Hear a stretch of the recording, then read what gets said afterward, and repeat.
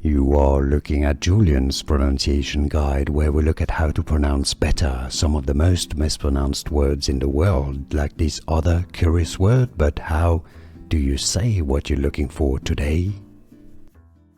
So how do you pronounce this word? It comes from French originally, and that's why there is a bit of a confusion. So we're gonna clear things up correctly and pronounce this correctly once and for all. Mignon is the French pronunciation, mignon. In English you have two ways of pronouncing it, because in French we do not stress on any of the two syllables in particular.